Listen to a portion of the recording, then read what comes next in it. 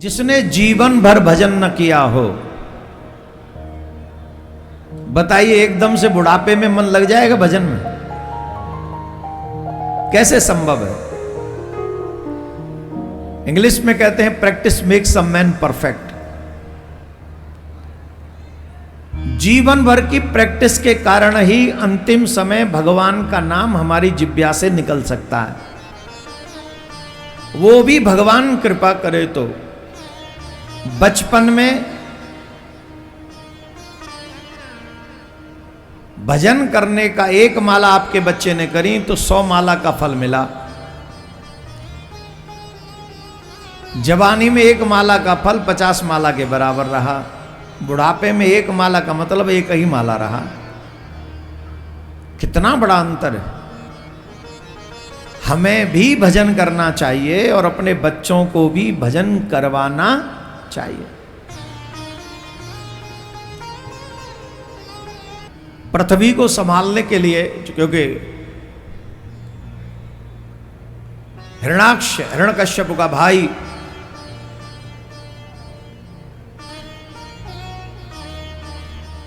हिरण्याक्ष जो था वो पृथ्वी को ले जाकर पाताल में छिप गया।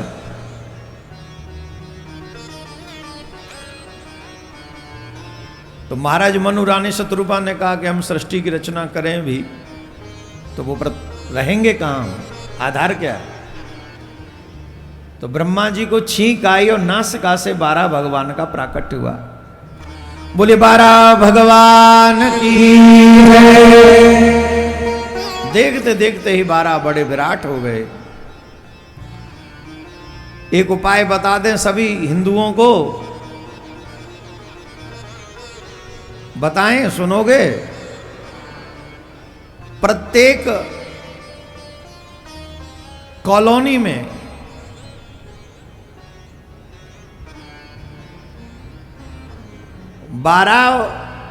अर्थात 12 समझ गया? नहीं समझे? कुछ लोग होते हैं जो 12 पालन करते हैं। अंग्रेजी में उन्हें पिग कहते हैं, कई जगह उन्हें 12, कई जगह उन्हें सुअर कहते हैं। और कुछ भाषा बोलूं कि समझ में आ गई? जो लोग ये चाहते हो कि हमारी कॉलोनी में विधर्मी लोग न बसें आकर, उन्हें अपनी कॉलोनी में एक सच्चे सनातनी को रखना चाहिए जो 12 का पालन करता हो।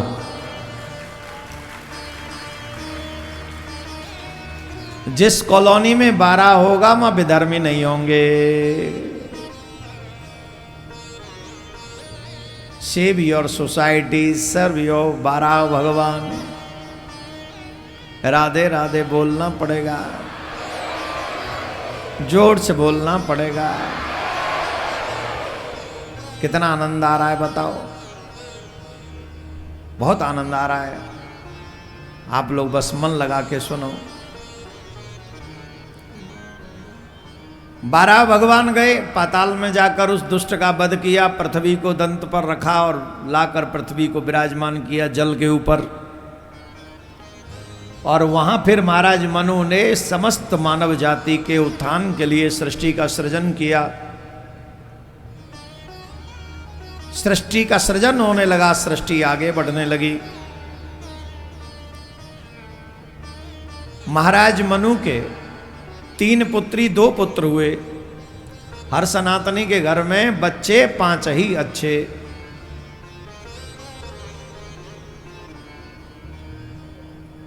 जब तक जनसंख्या नियंत्रण कानून ना आ जाए, देश हित में हर सनातनी को 5-5 बाल गोपाल रखने चाहिए अपने घर में। अब कईयों के तो मुंह चढ़ गए होंगे पढ़े लिखे लोगों के, हैं बताओ ये ऐसी बातें करते हैं।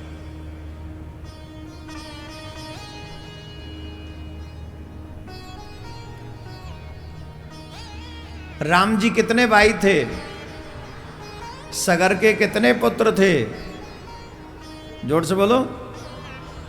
सगर के कितने पुत्र थे? 60,000। कितने? तुम्हारे कितने? अब बताओ लायक है कि नालायक?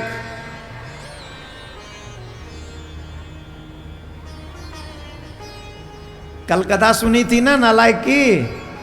बताओ लायक चाहते हो कि नालायक? ये कथा का प्रभाव है, अब सब नालायक चाहते हैं, वो भी कल जैसा।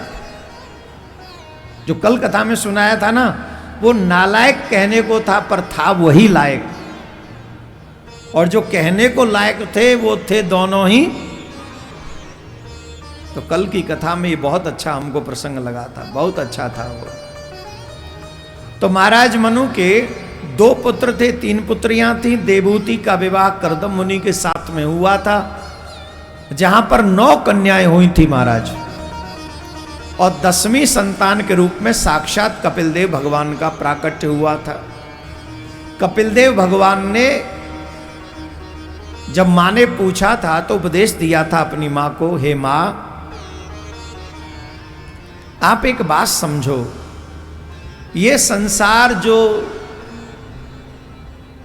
सरकता रहता है, संसार ही नाम इसे इसका है क्योंकि ये सरकता रहता है, तो इसको आप ऐसे समझो, इसमें कोई सुखी रह नहीं सकता। सारा सुख और दुख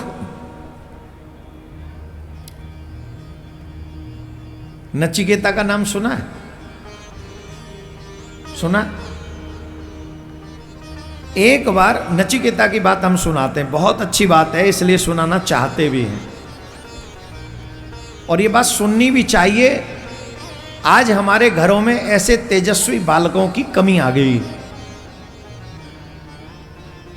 झूठ बोले, कपट करे, जुआ खेले, शराब पिए, मांस खाए, उल्टा सीधा करे, लंबी लंबी गाड़ियों में घूमे, चाहे वो कैसा भी क्यों न हो, वही बेटा लायक समझा गया आजकल। ये बहुत गलत है, बहुत गलत है। कठोपनिषद में एक बहुत श्रेष्ठ कथा आती है, महाभारत में भी है, यत्र तत्र और भी कई जगह मिलती है, लेकिन मुख्यतः कठोपनिषद की यह प्रमुख कथा है।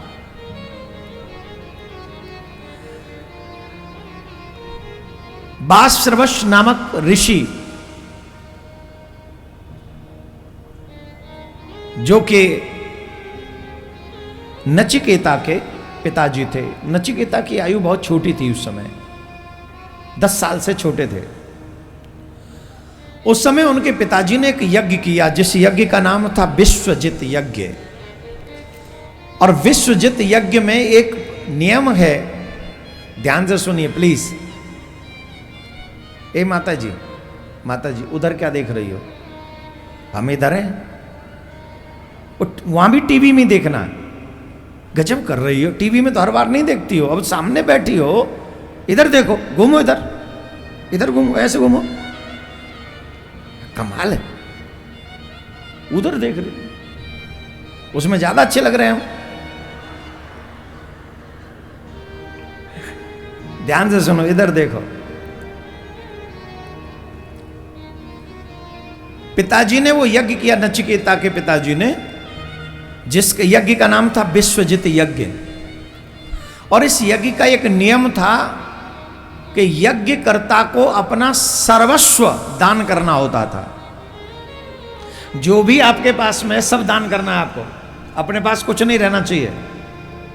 यह इस यज्ञ का प्रमुख नियम है। तो उनके पिताजी ने बड़ा सुंदर यज्ञ किया, और सुंदर यज्ञ करने के बाद में जब दान की बारी आई तो नचिकेता आ रहे थे, तो उन्होंने देखा कि पिताजी कैसी गौ दान कर रहे हैं। सुनिए, गौदान की है किसी ने? गौदान की है? कई लोग गौदान बड़ी अच्छी करते हैं, और कई लोग गौदान बड़ी विचित्र करते हैं। तो उनके पिताजी कैसी गौदान कर रहे थे? कठोपनिषद में लिखा हुआ है, वो अपने हिस्से का आखिरी ग्रास चढ़ चुकी थी। जो उनके भाग्य का चारा था पृथ्वी पे, वो खा चुकी थी। जो उनके बट का जल था वो भी वो पी चुकी थी। उसके अंग का जितना भी उनके अंग में दूध था, वो एक एक बूंद दूध दे चुकी थी। ऐसी गायों को नचिकेता के पिताजी ब्राह्मणों को दान दे रहे थे। अब ये क्यों दे रहे थे, कैसे दे रहे थे, ये विषय तो बहुत बड़ा है, इस पे चर्चा करेंगे तो कथा हमारी रह जाएगी। नचिकेता ने कहा कि पिताजी आपने जो विश्वजित यज्ञ किया है उसका सर्वस्व, सबसे प्रथम जो नियम है वो ये है कि जो भी हमारे पास है वो सर्वस्व दान करना चाहिए, पर ये दान जो आप कर रहे हैं ये ठीक नहीं, ये अनुचित दान है, उचित दान नहीं है, आप उचित दान कीजिए। गाय भी हष्टपुष्ट गाय दान देनी चाहिए, जो ले जाने वाला दूध पी सके, सेवा कर सके। पिताजी ने कहा चुप रहे, मेरा क्रिया करने दे पूरी, अभी तू मत बोल। देखिए कई लोग दान करते हैं बड़े आनंद के साथ, और कई लोग दान करते हैं दुखी होके, और कई लोग दान करते हैं चलो हमारे काम नहीं आ रही है तो इसे दे देते हैं, हमारे तो आ ही नहीं रही है चलो दे देते। वो दान नहीं है। दान वही है जो प्रसन्न मन से श्रेष्ठ वस्तु दान की जाए, वही श्रेष्ठ दान तुम्हें श्रेष्ठ फल देता है।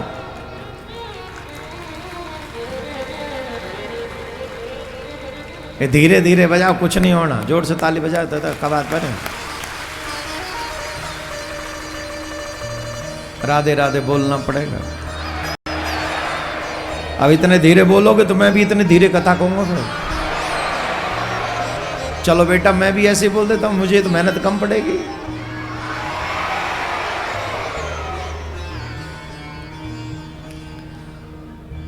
बार बार नचिकेता रोक रहे थे, पिताजी कह रहे थे चुप कर जा, पर पिताजी नहीं मान रहे थे। तो उन्होंने कहा, नचिकेता ने, इस यज्ञ का नियम है कि अपना सर्वस्व दान करना होता है, और मुझे ऐसा लगता है कि मैं आपका सर्वस्व हूं। आप मुझसे ज्यादा प्रेम किसको करते होंगे, तो बताइए आप मुझे किसे दान में दे रहे हैं, बताइए आप मुझे किसे दान में दे रहे हैं। अब पिताजी झुंझला गए थे, गुस्सा आ गया था। पिताजी ने कहा जा मैं तुझे यम को दान करता हूं। गुस्से में आगे कहते जा मैं तुझे यम को दान करता हूं। दोनों हाथ जोड़कर खड़े हो गए और कहने लगे अब मुझे पिताजी ये बताओ कि मैं यम के पास जाऊं कैसे। अब आप दान कर चुके, अब मुझे यम के पास जाना है, पर जाऊं कैसे। तो अलग अलग शास्त्रों में, भागवत महाभारत में अलग तरीके से वर्णन किया गया है, अन्य जगह अलग। कठोपनिषद के उसके अनुसार अगर हम कहें तो आकाशवाणी हुई, और वो यमराज से मिलने यमलोक पहुंच गए। हे सनातनी हो, just think for a while,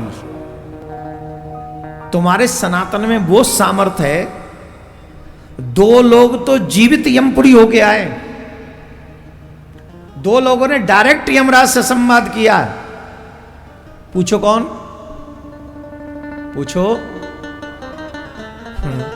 एक तो ये नचिकेता ही सीधे यमपुर पहुंच गए, और दूसरे सावित्री। यमराज सत्यवान के प्राण लेके जा रहे हैं, सावित्री पीछा करती हुई यमपुरी तक पहुंच गई, और यमराज बार बार कह रहे हैं लौट जाओ लौट जाओ। बोले no, I want to go with you, because मेरे पतिदेव आपके साथ हैं। यह सामर्थ्य सिर्फ सनातन में है, और आप भाग्यवान हो कि आप सनातनी हो।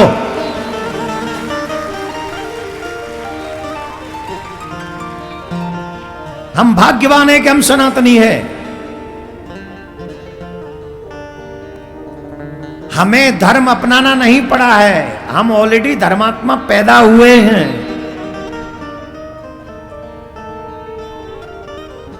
इसलिए हम भाग्यवान हैं, और इस भाग्य की सराहना हमको करना चाहिए।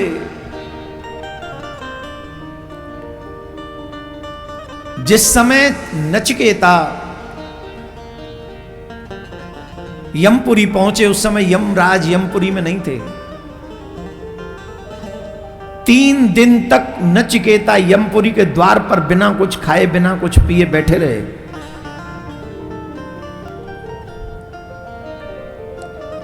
तीन दिन बाद जब यमराज आए, उनका संवाद हुआ।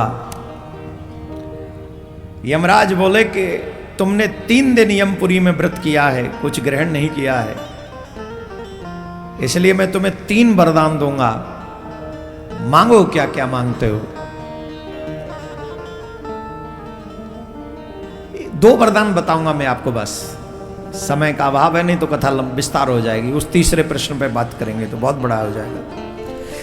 पहला तो उन्होंने कहा कि महाराज मैं यहां आ गया हूं तो पिताजी मुझसे रुष्ट हो गए होंगे, तो पहला वरदान तो ये दे दो जो कि जब मैं वापस जाऊं तो पिताजी मुझ पे गुस्सा न करें, प्रसन्न हो और मुझे एक्सेप्ट कर लें। बोले ये मस्त तो ऐसा ही होगा। दूसरा जो अहम प्रश्न जिसके ऊपर मैं चर्चा करना चाह रहा हूं आप सबसे, हर उस सनातनी से जो अपने बच्चों को पैसे कमाने की मशीन बना रहा है, सिर्फ उनसे, यह प्रश्न मेरा नहीं है, नचिकेता का है। उन्होंने कहा मृत्यु और जन्म यह क्या है? मृत्यु का जो रहस्य है, इसे कोई पार क्यों नहीं पा पाता? क्यों मनुष्य मृत्यु के आगे बेबस हो जाता है? इस चक्र से बाहर आने के लिए मनुष्य प्रयास करता है पर आ नहीं पाता है, क्या मतलब है इसका? यमराज ने कहा नचिकेता, इस प्रश्न के बारे में कुछ मत पूछो, क्योंकि अधिकांश मृत्यु के विषय में तो देवता भी नहीं जानते इस रहस्य के विषय में। तुम इस विषय से दूर रहो और इसके फलस्वरूप मैं तुम्हें पृथ्वी का राजा बना देता हूं। ध्यान से सुनना,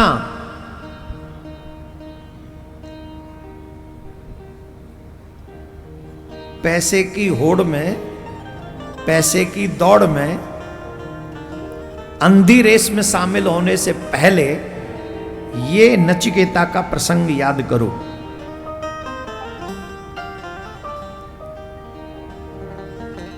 नचिकेता से कहा कि मृत्यु के रहस्य के विषय में तुम मत जानो, इससे संबंधित प्रश्न मत करो, इसके फलस्वरूप मैं तुम्हें पृथ्वी का पूरा राज्य दे देता हूं। बोले नहीं नहीं नहीं, मुझे जानना है। यमराज बोले तुम इस विषय को छोड़ दो, मैं तुम्हें स्वर्ग का राज्य दे देता हूं। क्या कर देता हूं? मैं तुम्हें स्वर्ग का राज देता हूं, पर तुम इस विषय को मत पूछो, क्योंकि इस विषय पर सबका अधिकार नहीं है। तो नचिकेता ने एक बात कही, आप मुझे प्रलोभन दे रहे हैं, मुझे ऐश्वर्य का, धन का, वैभव का आप प्रलोभन दे रहे हैं। मैं आपसे एक बात जानना चाहता हूं, धन को प्राप्त करने के बाद संसार में जो सुखी हुआ हो उसका नाम बता दो।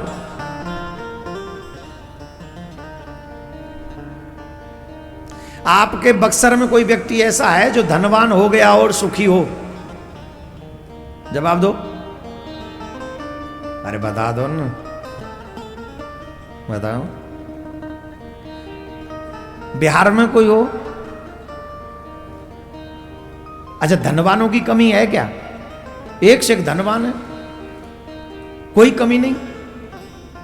पर सच बताओ, सुखी हैं क्या? बिहार छोड़ दो, पूरे देश की बात करते हैं, पूरे देश की, जिनकी छत पे ही प्लेन लैंड कर रहे हैं, सुखी हैं क्या? जवाब दो। बोलोगे नहीं? नहीं बोलोगे? सुखी हैं? कितने ऐसे साधु मिल जाएंगे जिनके तन पर लंगोटी भी नहीं है और उनसे ज्यादा सुखी नहीं है?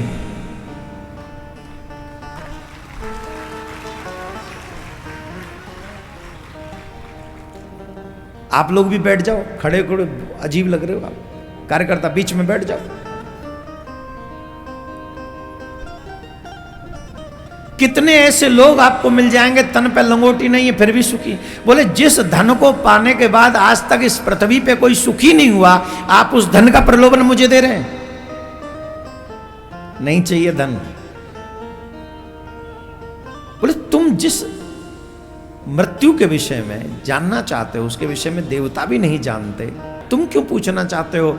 बोले महाराज एक बात तो कंफर्म है, मृत्यु के विषय में आपसे अच्छा कोई बता नहीं सकता। आप ही मृत्यु के देवता हैं, आप ही बताइए। तब उन्होंने बड़े सुंदर सुंदर उपदेश दिया। वो उपदेश अगर हम देंगे तो अपने आप में बहुत बड़ा समय लगेगा उसमें, पर हाँ सूक्ष्म में कहें तो भगवान के हो जाओगे तो मृत्यु से भय नहीं रहेगा। ठाकुर जी के हो जाओ, मृत्यु का भय भी समाप्त हो जाए।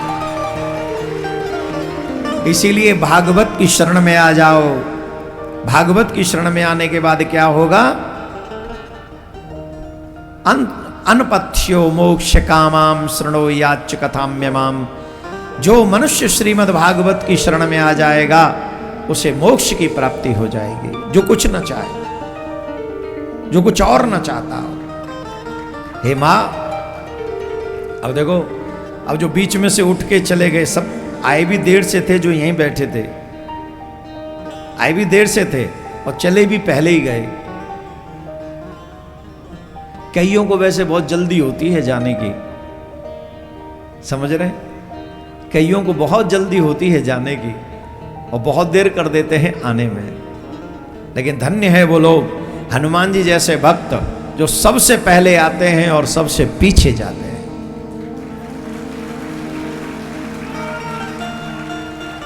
और जोर से बोलना पड़ेगा, और जोर से बोलना पड़ेगा।